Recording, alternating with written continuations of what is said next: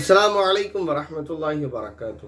آج جمعۃ المبارک کا دن ہے، تو شروع کرتے ہیں آپ کے پیارے پیارے سوالوں کے جوابات کا سلسلہ ہمیشہ کی طرح 3 ریکویسٹ کے ساتھ۔ پہلی سورہ کہف کی تلاوت، دوسرا درود شریف کی کثرت، تیسرا مرحومین کو ایصال ثواب۔ ٹھیک ہے نا، تو یہ کام پابندی سے کیا جائے۔ اس کے بعد سوال ہے، پہلا سوال ایک بھائی کا، انہوں نے سوال یہ کیا ہے: السلام علیکم مفتی صاحب۔ وعلیکم السلام ورحمۃ اللہ وبرکاتہ۔ لکھا ہے کہ میرا سوال ہے کہ اگر گھر میں کوئی سایہ ہو تو سورہ بقرہ کی تلاوت صرف ایک ہی لوگ کر سکتے ہیں، اور 40 دن تک کیا عورتیں نہیں پڑھ سکتی ہیں؟ اگر سورہ بقرہ 40 دن کمپلیٹ ہو گئے تو جو سایہ گھر میں ہوگا وہ 40ویں دن نکل کر بھاگ جائے گا، اور کیا سورہ بقرہ اکیلے نہیں پڑھ سکتے ہیں؟ لوگ کہتے ہیں کہ وہاں پر سب کو بیٹھنا ہوتا ہے۔ نمبر 2، عبد الواسع کے معنی بتائیں۔ آپ نے تو ایک سوال بتایا تھا، کافی سوال لکھ دیا، الگ الگ اس طرح کر دیا کریں تو آسانی ہوتی ہے جواب کے لیے۔ پہلا سوال یہ ہے کہ سورہ بقرہ کی تلاوت ایک لوگ ہی کر سکتے ہیں، یعنی اکیلے ہی کر سکتے ہیں؟ تو ایسا نہیں ہے، جتنے لوگ چاہیں اتنے لوگ پڑھیں، کوئی پابندی نہیں ہے، گھر کے سارے لوگ پڑھیں۔ ایک بات تو یہ۔ دوسری بات یہ کہ اور 40 دن تک، تو 40 دن کی کوئی پابندی نہیں ہے کہ 40 کے بعد نہ پڑھیں، آپ پڑھیں، ہمیشہ پڑھیں، قرآن کریم تو روز پڑھنا چاہیے۔ تیسرا سوال ہے کہ عورتیں نہیں پڑھ سکتی ہیں، تو عورتیں کیوں نہیں پڑھ سکتی ہیں؟ قرآن کریم صرف مردوں کے لیے تو نہیں ہے، عورتوں کے لیے بھی ہے، تو عورتیں بھی پڑھیں۔ نہ صرف یہ کہ پڑھ سکتی ہیں بلکہ پڑھنا چاہیے۔ اگر سورہ بقرہ 40 دن کمپلیٹ ہو گئے تو جو سایہ گھر میں ہوگا وہ 40ویں دن نکل کر بھاگ جائے گا۔ جس گھر میں قرآن کریم کی تلاوت کی جاتی ہے اس گھر میں شیطان نہیں رہتا، تو آپ 40، 50 یا 4 دن کی قید نہ لگائیں، پابندی سے قرآن کریم کی تلاوت کریں گے، شیطان آپ کے گھر میں نہیں رہے گا۔ اس کے بعد یہ لکھا ہے کہ سورہ بقرہ اکیلے نہیں پڑھ سکتے ہیں، لوگ کہتے ہیں کہ وہاں پر سب کو بیٹھنا ہوتا ہے۔ لوگ جو کہتے ہیں اس کا مجھے کوئی مقصد نہیں پتا کیوں ایسا کہتے ہیں۔ سورہ بقرہ کیا، کوئی بھی قرآن کریم کی سورت آپ اکیلے بھی پڑھ سکتے ہیں، سب کے سامنے بھی پڑھ سکتے ہیں، تو ایسی کوئی شرط اور ضرورت نہیں ہے کہ ایک بندہ سورہ بقرہ پڑھے اور باقی لوگ سارے گھر کے اپنا کام دھام چھوڑ کر سب اس کے پاس آ کر بیٹھیں، یہ ضروری نہیں ہے، ٹھیک ہے نا۔ ورنہ یہ بات ہے، اتنی بات ضرور ہے کہ جیسے قرآن کریم کا پڑھنا عبادت ہے ویسے ہی اس کا سننا بھی عبادت ہے، تو اگر کوئی اس نیت سے آ کر سنے اور بیٹھے اور برکت حاصل کرنا چاہے تو اچھی بات ہے۔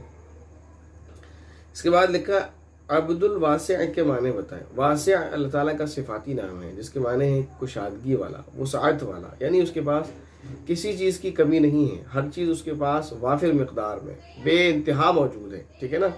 عبد کہتے ہیں بندے کو عربی میں، عبد الواسع کے معنی واسع کا بندہ، واسع کا غلام، اور واسع میں نے آپ کو بتا دیا اللہ تعالیٰ کا صفاتی نام ہے۔ اس کے بعد سوال ہے بہت ساری دعاؤں کے ساتھ، پھر سلام ہے۔ السلام علیکم مفتی صاحب۔ وعلیکم السلام ورحمۃ اللہ وبرکاتہ۔ کہتے ہیں مفتی صاحب آج کا کمنٹ بہت بہت خاص ہے، آپ بتائیں حلالہ کسے کہتے ہیں؟ طلاق کے بعد مہر ادا کب ہوگا؟ اور طلاق کے بعد بھی مہر ادا نہیں کیا تو کیا گناہ گار ہوگا؟ اور بنا حلالے کے بھی اسی لڑکی سے نکاح کیا تو نکاح جائز مانا جائے گا؟ آپ تفصیل سے بتائیں۔ 4-5 سوال اس میں۔ پہلا سوال یہ ہے کہ حلالہ کسے کہتے ہیں؟ تو حلالہ کسے کہتے ہیں، یہ ایک ایسا سوال ہے جو کافی مرتبہ آ چکا ہے، اس کا جواب دیا کہ جو لوگوں میں مشہور ہے کہ حلالہ اسے کہتے ہیں، شریعت میں اس کی کوئی اصل نہیں، بلکہ شریعت نے اور احادیث شریفہ نے تو ان پر لعنت کی ہے۔ حدیث شریف میں ایسے لوگوں پر لعنت آئی ہے جو اس کام کو کرتے اور کرواتے ہیں، جو حلالہ کرتے اور کرواتے ہیں، ٹھیک ہے نا، تو اس کو تو سمجھیں آپ۔ باقی آگے آ رہا ہے آپ کے چوتھے سوال کے جواب میں، وہاں آپ کو جواب دے دیا جائے گا۔ اب لکھا ہے کہ طلاق کے بعد مہر کب ادا ہوگی؟ اب طلاق کے بعد مہر کا انسان بیوی کے مرنے کے بعد ادا کرے گا؟ مہر تو اس کو بعض مرتبہ نقد ہوتا ہے تو فوراً دینا ہوتا ہے، اور اگر ادھار میں بھی ہوتا ہے تو پھر اس کو دے دینا چاہیے جلد سے جلد۔ اب جب بیوی کو طلاق ہی دے دی تو پھر کب دے گا؟ اب کیا اس کے مرنے کا انتظار ہے یا اپنے مرنے کا انتظار ہے؟ تو فوراً سے پہلے اس کو یعنی مہر ادا کرے۔ ایک بات تو یہ ہے، یعنی طلاق کے بعد فوراً اس کو مہر ادا کرے۔ اس کے بعد لکھا کہ طلاق کے بعد بھی اگر مہر نہیں دیا تو گناہ گار ہوگا۔ مہر کا تعلق طلاق کے پہلے اور بعد نہیں ہے، اگر مہر نہیں دیتا ہے تو چاہے طلاق دے یا نہیں دے، اور اگر مر گیا تو گناہ گار تو ویسے ہی ہوگا کہ اس نے مہر نہیں دیا، تو مہر دینا ہے، وہ ایک قرض کی طرح ہے جو بیوی کا حق ہے اور اس کو دینا ہے۔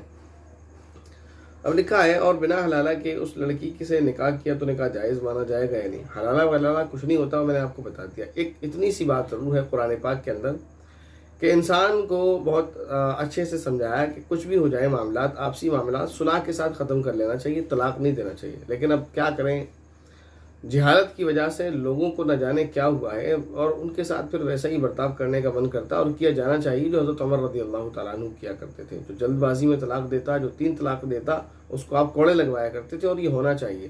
تو میری تو دلی تمنا ہے ایسا کوئی قانون پاس ہو جائے، جب اور قانون پاس ہو رہے ہیں کہ جو 3 طلاقیں ایک ساتھ دے گا اس کو کوڑے لگنا چاہیے۔ طلاق ہوگی وہ بات الگ ہے، لیکن اس کو کوڑے لگنا چاہیے، اور بھرے بازار میں لگنا چاہیے، اور آن روڈ لگنا چاہیے، میدان میں بٹھا کر، اور باقاعدہ اعلان اور تشہیر کے ساتھ کہ فلاں بندے نے اپنی بیوی کو ایک وقت میں 3 طلاقیں دی ہیں، اس کو اس لیے کوڑے لگیں گے، لگنا چاہیے۔ نالائق سدھرنے میں نہیں آ رہے۔ اس کے بعد ایک بات یہ ہے کہ پہلا تو قرآن کریم نے یہ کہا ہے کہ جو بھی آپسی معاملات ہوں ان کو پیار و محبت اور صلح کے ساتھ حل کرنے کی کوشش کریں، طلاق نہ دیں۔ پھر سمجھایا کہ اگر بات نہیں بنتی تو دونوں فیملی کے جو بڑے ہیں وہ آ کر بیٹھ جائیں، پھر وہ دیکھیں، فیصلہ کریں۔ تیسری بات یہ کہ اگر طلاق دینا ہی ہے تو 1 طلاق دے دے اور چھوڑ دے، بس۔ ضرورت کیا ہے 3 طلاق دینے کی؟ 1 طلاق دے اس کو اور چھوڑ دے، وہ اپنی زندگی، تو اپنی زندگی الگ الگ جیو، وہ اپنے راستے، آپ اپنے راستے، وہ جس سے چاہے نکاح کریں، آپ جس سے چاہے نکاح کریں۔ لیکن اگر فیوچر میں آپ کو کبھی دل کرے گا، یعنی اس نے اگر کسی سے نکاح نہیں کیا ہے، وہ بھی آپ سے محبت کرتی ہے، آپ بھی کہیں اور نہیں کرنا چاہ رہے، دونوں چاہ رہے ہیں کہ خود آپس میں ایک دوسرے کے ساتھ دوبارہ نکاح کریں، رہ لیں، تو یہ ان کے لیے چانس رہتا ہے، رہ سکتے ہیں۔ تو قرآن نے بتایا 2 موقع ہوتے ہیں ان کے پاس، اب طلاق مرتان، 2 موقع ہیں۔ ایک بار اگر طلاق دے دی تو بھی وہ دوبارہ نکاح کر سکتا ہے، 2 مرتبہ اگر طلاق دے دی تب بھی وہ دوبارہ نکاح کر سکتا ہے، اور فرمایا اگر تیسری مرتبہ طلاق دے دی پھر اس کے بعد کوئی آپشن نہیں ہے، اس کے بعد وہ پھر اس سے نکاح نہیں کر سکتا۔ وہ لڑکی اپنا جہاں چاہے زندگی گزارے اور یہ جہاں چاہے وہاں زندگی گزارے، یہ اب دونوں کبھی بھی نکاح نہیں کر سکتے۔ ہاں مگر ایک صورت ہے، وہ صورت قرآن کریم میں بیان کی ہے۔ وہ صورت کیا ہے؟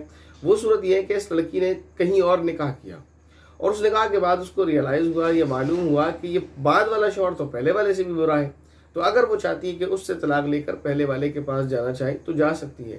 یا بعد والا شوہر برا تو نہیں ہے لیکن بعد والا شوہر مر گیا، اب اس کا انتقال ہو گیا، یہ بیوہ ہو گئی، اب یہ چاہتی ہے کہ میں پہلے والے شوہر سے نکاح کر لوں، تو یہ اس سے نکاح کر سکتی ہے۔